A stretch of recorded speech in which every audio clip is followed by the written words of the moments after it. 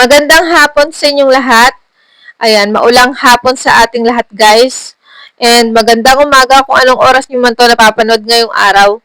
And napakadali lang ng tutorial natin, basic na basic lang. Ayan, paano nga ba i-link ang PayPal sa ating GCash? Ayan, kung may sahod rin kayo sa PayPal at gusto niyo siyang makuha gamit ang ating GCash, ayan guys. So, yan ang isi-share ko sa inyo at kung gusto mo nga ang tutorial natin ngayon, ayan, wag mo kalimutan mag-subscribe, syempre like mo na rin at i-hits mo yung bell button sa baba para lagi kang updated kapag may bago akong upload kagaya na to.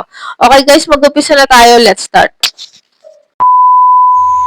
Punta lang tayo sa ating GCash account.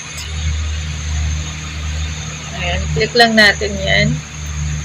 Then, kapag nandito na tayo sa ating GCash account, sa loob ng ating GCash, pindutin lang natin itong profile natin dito sa ibaba. Ayan guys. Tapos, pindutin natin itong my link accounts. Then, syempre, ililink natin yung PayPal natin dito sa ating GCash. Piliin natin ang PayPal. Tapos, pindutin natin itong link account sa ibaba. Pindutin ko lang itong login sa itaas. Then, syempre, kailangan may PayPal account na kayo. Ayan, guys.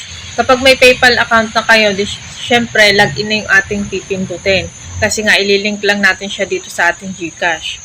Then, kung wala pa, pwede naman kayo mag-create, guys. Ayan, madali lang naman. Lagay lang natin ang email natin dito, guys. Ayan, dyan. So, kapag naglagay na natin yung email natin, tapos yung password, pindutin na natin ang login. Ayan, guys. PayPal account linking complete. Ayan. Tapos, pindutin na natin ang okay. So, ganun lang, guys, mag-link ng PayPal account. So, pwede na tayong kumuha ng sahod dito sa ating PayPal papunta dito sa ating GCash. So, ang sa akin kasi guys ay 0-0 pa kasi yan. Wala pa akong kinikita. Wala pang nakalagay sa aking PayPal. So, kapag kayo ay meron, ayan, pindutin lang ninyo ang cash in para makuha nyo yung laman ng PayPal nyo papunta dito sa GCash para matransfer yung laman ng PayPal papunta sa GCash. Ayan, pindutin ang PayPal. Ayan. Then, lalagay nyo lang yung amount dito, guys, kung magkano yung ika-cash in nyo. Ayan.